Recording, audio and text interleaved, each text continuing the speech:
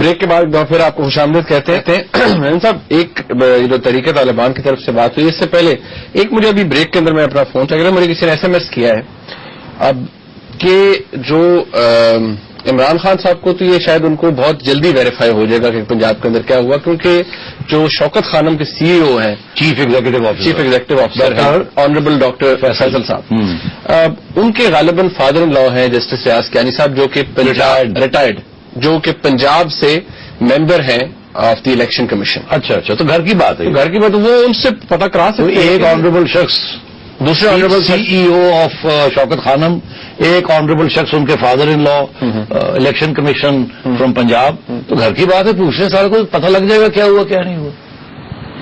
Okay ویسے میرے کو کی کرنا دے وہ کسی بڑا ریک کرتے اتنے آنریبل لوگ ان کے ساتھ ہیں تو پوچھ لیں ان سے. خان صاحب کی انڈیپینڈنٹ ویریفیکیشن سورس بھی تو ریویل نہیں کی جا سکتی، ثبوت نہیں دیا جا. وہ کہتے ہیں چھوڑے یار دفاع کرو. اچھا مٹی پاؤ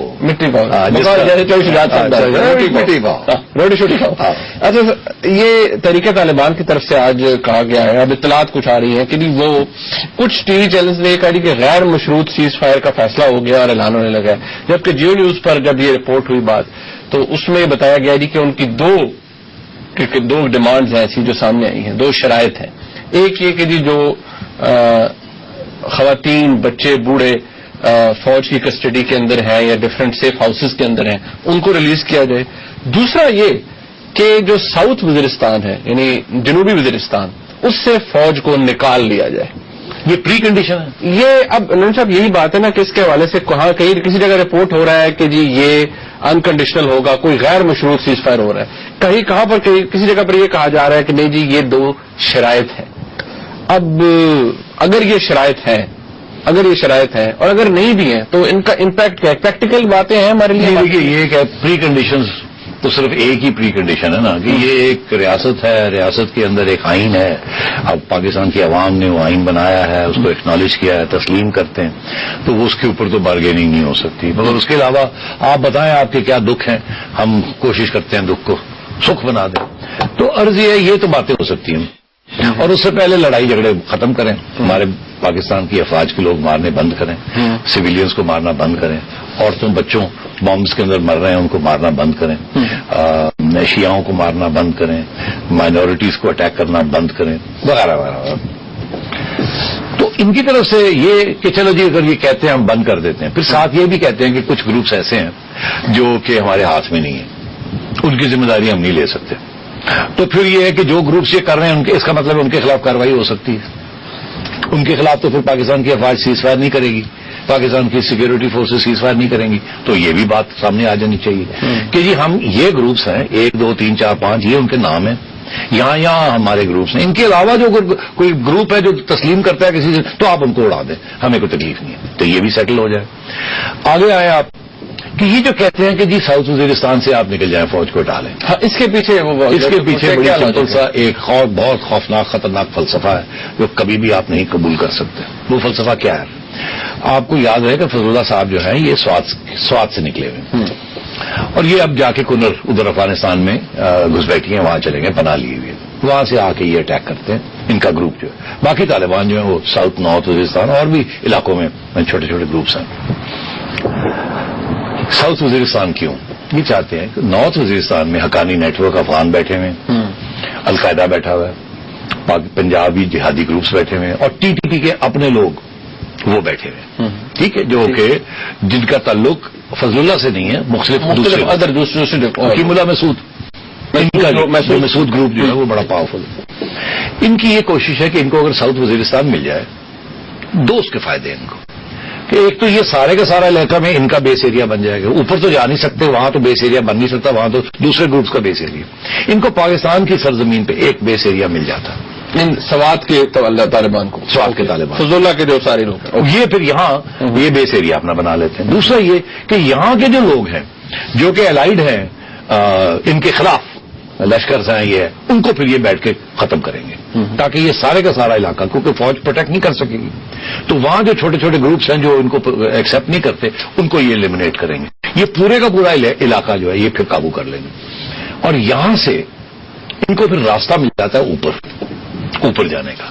تو یہ ان کے لیے ایک بہت بڑا اسٹریٹجک گین ہوگا کہ اگر ان کو ہم یہ کہہ دیں گے کہ ساؤتھ وزیرستان آپ کے حوالے کر، اگلے پھر آگے کہیں گے سوات بھی کر دیں، وغیرہ بھی کر دیں، دیر بھی دے دیں، چترال بھی دے دیں، کیونکہ وہ اوپر بیٹھے ہوئے.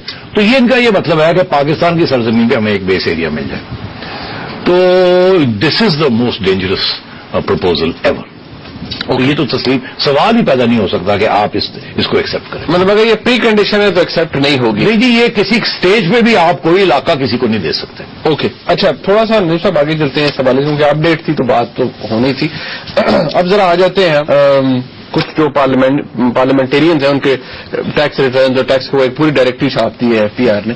ایک رپورٹ ہے اس کے اوپر، میں چاہتا ہوں ذرا آپ دیکھ لیں. ہمارے بڑے لیڈران، بڑے سیاسی جماعتوں کے جو لیڈران ہیں انہوں نے کتنا ٹیکس دیا ہے، اس حوالے سے ذرا بات ہوگی. یہ پہلے رپورٹ دیکھ لیں.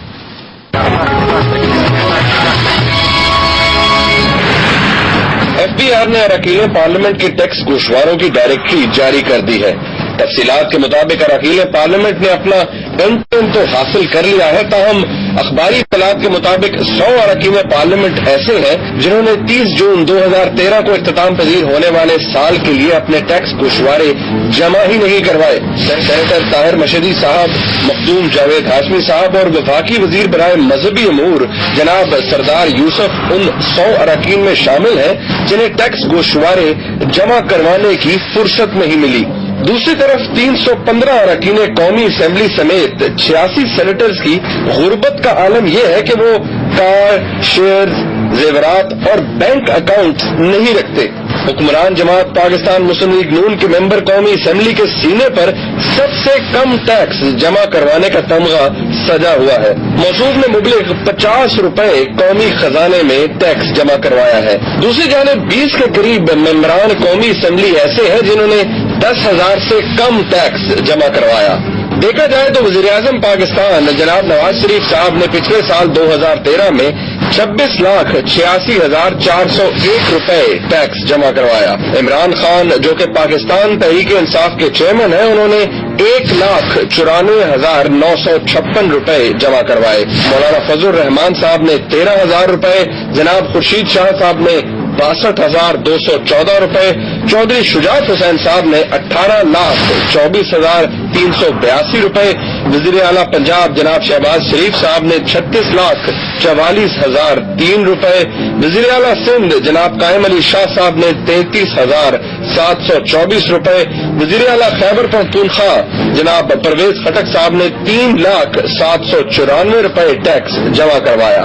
وزیر خزانہ جناب اسحاق ڈار صاحب نے ٹیکس اور انکم سپورٹ لیوی کی مد میں 35 لاکھ سے زائد قومی خزانے میں جمع کروائے، جبکہ رکن سندھ اسمبلی سید اویس شاہ 1,87 لاکھ روپے ادا کر سب سے زیادہ ٹیکس دینے والے عوامی نمائندے ہیں. پنجاب اسمبلی کے ارشد جاوید ولائد صاحب 1,76 لاکھ روپے اور خیبر پختونخوا اسمبلی کے رکن نور سلیم ملک 1,15 لاکھ روپے سے زائد ٹیکس جمع کرا چکے ہیں، جبکہ سینیٹر طلعت محمود صاحب نے 1,29 لاکھ سے زائد ٹیکس قومی خزانے میں جمع کروایا ہے.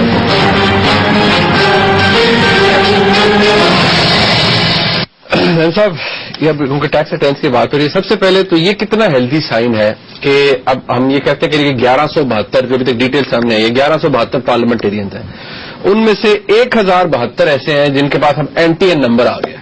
تو اس دس ہیلدی سائن. ونڈرفل. میں سلوٹ کرتا ہوں دار صاحب کو اور چیئرمین FPR طارق باجوہ صاحب کو. زبردست. یہ پرانی ڈیمانڈ تھی کہ یہ پارلیمنٹیرینز کی ٹیکس ریٹرنز ٹرانسپیرنٹ ہونی چاہیے اور یہ انہوں نے یہ کام کیا ہے. NTN تو دے دیے، سب NTN مل گئے اور جو ریٹرنز انہوں نے فائل کی ہیں یہ نہیں کہ ایکسپٹ ہوئی ہیں، یہ انہوں نے خود فائل کی ہیں، وہ اب سامنے آ گئی ہیں.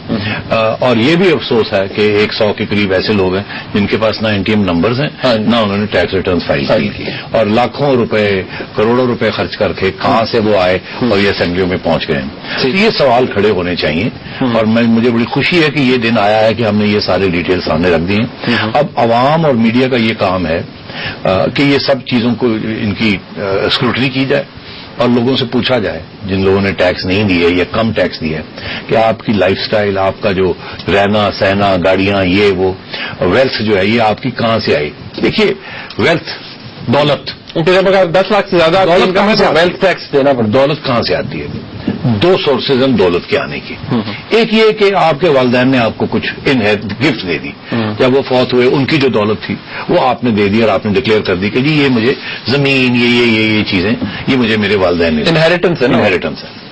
اور ان کو بھی ایکسپلین کرنا پڑتا ہے کہ ان کے پیسے کہاں سے آئے تھے، وہ بھی یہ کہہ سکتے ہیں انہیریٹنس. تو یہ دیکھنا پڑتا ہے وراثتی جائیداد کہیں نہ کہیں تو رکتی ہے نا گیم کہ بھئی یہ کہاں سے بنی اوریجنل کہاں سے پیسے آئے. تو اس کی سورس ایک ہی ہوتی ہے انکم. بھئی کچھ کماؤ گے کہیں نہ کہیں سے تو دولت بنے گی نا. دولت ہوا سے تو گر دی جاتی ہے آپ کو، یا آپ کو کوئی گرانٹ ملتا ہے یا کوئی چیز ملتی ہے تو اس سے پھر دولت بننی شروع ہوتی ہے. دولت سے اور دولت بنتی ہے، دولت سے پھر جائیداد بنتی ہے. تو سورس کہیں سے کہیں تو ہوتی ہے نا انکم جیسے کہتے ہیں. تو انکم ٹیکس بڑی امپورٹنٹ چیز ہے کہ کتنی ٹیکس آپ دیتے ہیں اس سے پتہ چلتا ہے آپ کی سالانہ انکم کتنی ہے. اب اس وقت انڈیویجولس کے اوپر ہائی ٹیکس ریٹ جو ہے وہ کوئی 20% ہے.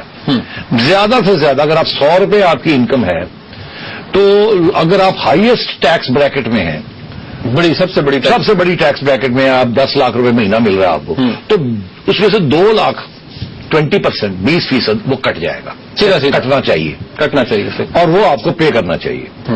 تو اب زیادہ بلکہ زیادہ شاید اگر 10 لاکھ 2 لاکھ سے 20% ہے نا. اچھا 20%. اوکے 10 لاکھ کا 20% 2 لاکھ. اوکے چلیے.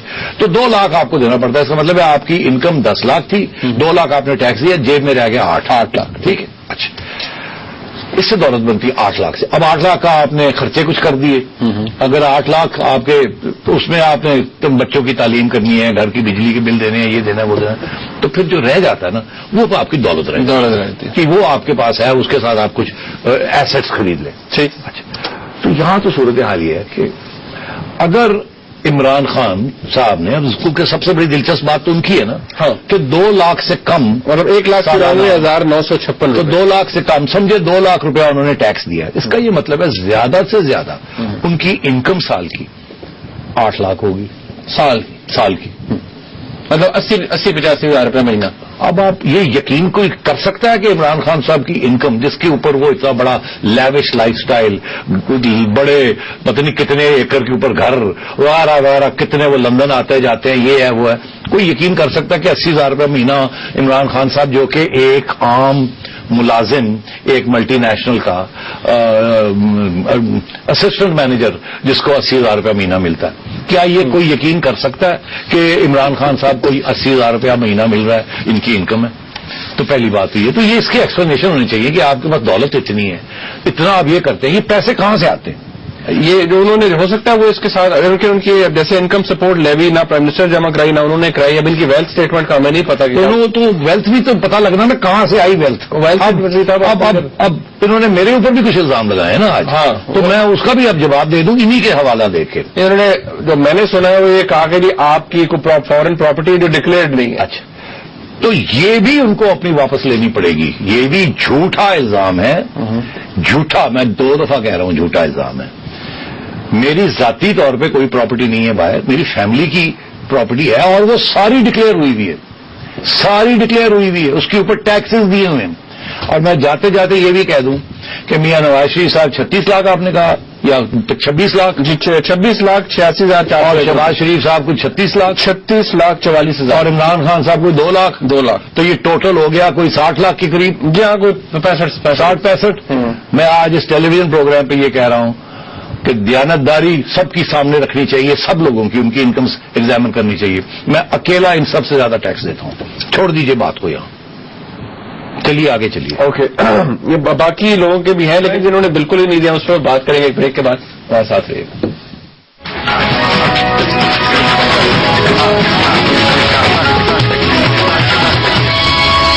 ایکسٹینسو کوریج دی ہے اسے. صاحب 2 چیزیں، ایک تو خیر ہم جو پہلے ٹیکسز کی بات کر رہے تھے ابھی بریک سے پہلے آپ نے کہا کہ آپ اگر ان ساروں کو ملا لیا جائے 3 جن شخصیات کا نام لیا گیا ان سے زیادہ ٹیکس دیتے ہیں. کیا اس کا یہ ویسے تو ان کی ویلتھ اور ان کی جو یہ جیسے کہتے ہیں عمارت جو ہے وہ تو آپ سے کئی زیادہ ہے. جی میرا مطلب یہ تھا کہ اگر دیانتداری سے ٹیکس دیں آپ تو پھر ٹیکس دینا پڑتا ہے اور بہت زیادہ ٹیکس ہوتا ہے.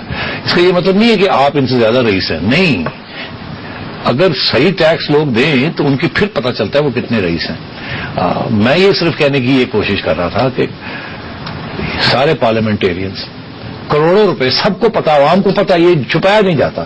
یہ لاکھوں تو پہلے 50 لاکھ ایک پروونشل اسمبلی سیٹ، اب تو 2-3 کروڑ روپے لگتے ہیں. یہ کہاں سے پیسے آتے ہیں؟ اگر ان کی انکم ہی نہیں ہے تو یہ کہاں سے پیسے آتے ہیں جو یہ خرچ کرتے ہیں اپنے الیکشنز کے اوپر، جو یہ آتے ہیں جاتے ہیں وغیرہ وغیرہ. تو یہ سارے بڑے رئیس لوگ ہیں، جنٹری ہے یہ پاکستان کی. اچھا، میں تو اپنے سارے ٹیکسز دیتا ہوں. اس کا یہ مطلب نہیں کہ میں بڑا رئیس آدمی ہوں. میں جتنے میری انکم ہے وہ ساری ڈکلیئرڈ ہے اور اس کے اوپر ٹیکس سورس سے کٹ جاتا ہے، جو نہیں کٹتا وہ ہم دے دیتے ہیں. اوکے. اچھا، ایک اور بات یہ کسی نے کلیئرٹی دی ہے کہ یہ جو ڈیمانڈ ہم بات کی جا رہی ہے، یہ نئی ڈیمانڈ نہیں ہے تحریک طالبان پاکستان کی، یہ پرانے ڈیمانڈز ہیں جن کو نیا کر کے سامنے لایا جا رہا ہے. ہاں، تو ہو سکتا ہے پرانے ڈیمانڈ، اسی لیے تو یہ ہم قبول نہیں کر سکتے نا کہ وزیرستان ان کے حوالے کر دیا جائے. اچھا، اور کسی نے یہ بات کی، بات یہ آپ 3 بڑے لیڈران کے حوالے سے بات کر رہے ہیں، اور بھی لوگ ہیں. مولانا فضل الرحمان صاحب کو دیکھیں، 13,000 روپے کا ٹیکس جو اس ڈائریکٹری کے مطابق اور جو آج چھایا ہوئی ہے اخبارات کے اندر، وہ 13,000 روپے ٹیکس دیتے ہیں. تو پھر مولانا سے پوچھنا چاہیے 13,000 لینڈ کروزر اور وہ کہاں سے آتی؟ نہیں، جو وجہ کی بات ہے، ایک پی ایم ایل این کے جو ایم این اے ہے ان کا 50 روپے ٹیکس ہے جو جمع ہوا ہے. ٹھیک ہے، تو ان کی تنخواہ سے بھی نہیں، میرے خیال میں کٹتا ہوگا، انہوں نے ریٹرن صحیح فائل نہیں کی. ہو سکتا ہے یہ بھی اس میں ہو نا. اب وہ بہت سے لوگ ہیں، وہ for example M N As M P As ہیں، کہتے ہیں جی ہمیں جو تنخواہ ملتی ہے وہ کٹ جاتی ہے، وہ پہلے سے سورس پہ کٹ کے ہمیں دے جاتی ہے، اور وہ جو کٹتی ہے ہمیں تو پتہ ہی نہیں لگتا کہ کتنی کاٹی ہے، اور وہ ہم فائل ہی نہیں کرتے کیونکہ ہم سمجھتے ہیں ہماری لائبلٹی، ٹیکس لائبلٹی کمپلیٹ ہوگی. ایسے بھی ہوتا ہوگا کہ ایکچولی ان کی تنخواہ 1.5 لاکھ ہے، 2 لاکھ ہے، 3 لاکھ ہے، اس میں سے 50,000 روپے کٹ گئے اور انہوں نے تنخواہ اپنی انکم میں ڈال دیا کہ جی اتنے پیسے آئے ہیں، مگر جو ٹیکس دیا وہ پہلے سے ہی کٹ گیا ہوا ہے. انہیں شاید پتہ بھی نہیں ہے، انہوں نے غور سے بھی نہیں دیکھا کیونکہ یہ تو ٹیکس اکاؤنٹنٹس دیکھتے ہیں نا. تو یہ تو انہوں نے تو شاید وہ جب ریٹرن فائل کی ہوگی یار اتنے پیسے آئے ہیں، پتہ نہیں ٹیکس یہ جو انکم آئی ہے یہ تو ٹیکس کٹ کے آئی ہے، تو ہمیں کیا پتا ٹیکس جو تھا وہ کٹ گیا ہوگا. اچھا، اس لیے یہ بھی پرابلمز ہو سکتے ہیں. اب یہ دیکھیں نا، کچھ پارلیمنٹیرین جو ان کے بڑے، اب جیسے اعتزاز احسن صاحب نے 87 لاکھ روپے ٹیکس دیا ہوا ہے. تو ویری گڈ. کیونکہ دیکھو نا وکیلوں کی انکم بہت زیادہ ہوتی ہے. لاٹ آف دس انکم وکیل جو ہے وہ کیش میں لے لیتے ہیں کیونکہ جو لیٹیگنٹس ہوتے ہیں وہ ایکچولی کیش میں ہی لاتے ہیں، وہ بھی ان کی بھی انکم جو ہے وہ کلیئر نہیں ہوتی ہے، تو وہ کیش میں ٹرانزیکشن بہت سی ہوتی ہے. مگر مطلب ویری گڈ چوہے صاحب نے مطلب ہے کہ دکھایا کہ اتنی انکم ہے انہوں نے. بالکل. اور یہ دیکھیے اب جیسے کچھ پارلیمنٹ آواز خان آفریدی صاحب 1,91,00,000 روپے، آئی مین دیٹ از اے لاٹ. ہاں، تو مطلب ہے کہ دیز آر پیپل جنہوں نے کلوز ٹو دا ٹروتھ بات کی ہے. اچھا نائن صاحب، ٹائم ختم ہو رہا ہے. ایک بات جنرل مشرف کے حوالے سے 18 آ رہی ہے، ہمارے کچھ دوست ہیں انہوں نے کہا تھا جی تھی میرے گل کر لینا اگر جنرل مشرف گئے کوٹ. ہاں یاد ہے، میرے فون آیا تھا، تھی غلط کہہ رہے ہو، مشرف نے نہیں، ساڈے بلے نے نہیں جانا نہیں، کسی نے کہا دیا نہ کہا کریں جنرل مشرف. اچھا جنرل مشرف جائیں گے. اب میری چڑیا کہہ رہی ہے کہ جنرل مشرف بلّہ الیاس بلّہ وہ جائیں گے. اگر جائیں گے تو انڈائٹ ہو جائیں گے. پھر یہ آگے دیکھتے چلے کیا ہوتا ہے. نہیں، یہ بھی چانسز ہیں کہ جائیں اور فرد جرم عائد نہ ہو. یہ دیکھیے کچھ بھی ہو سکتا ہے مگر جائیں گے. نہیں، آپ کتنے شور ہیں اس کے اوپر؟ یار خدا کا خوف کرو، میں نے تو فیصلہ نہیں کرنا، میں نے تو تجزیہ کرنا ہے. ہو سکتا ہے نہ جائیں، ہو سکتا ہے آپ پھر مجھے کہیں کہ آپ نے کہا لائن پٹ گئی. ہاں لائن پٹ گئی، تو ہو سکتا ہے لائن پٹ جائے، مگر اس وقت جو لائن چل رہی ہے میری تو وہ لائن یہی ہے کہ جائیں گے. اچھا، اس کے پیچھے کوئی ہوتا ہے نا، کوئی ایک لاجک ہوتی ہے یار. وہ بڑا لاجک، میں آپ کو یاد ہوگا میں نے آپ سے کہا تھا جانا پڑے گا، یاد ہے آپ کو. پھر اس کے بعد وہ ڈیٹیں آئیں تو لوگوں نے کہا، میں نے کہا جی اب جانا پڑے گا، تو ایک دفعہ نہیں گئے تو کسی نے فون کر کے نہیں جائیں گے. میں پہلے دن سے کہہ رہا ہوں جانا پڑے گا، راستے نکلیں گے. اچھا، راستے نکلیں، جانا پڑے گا، راستے نکلیں گے.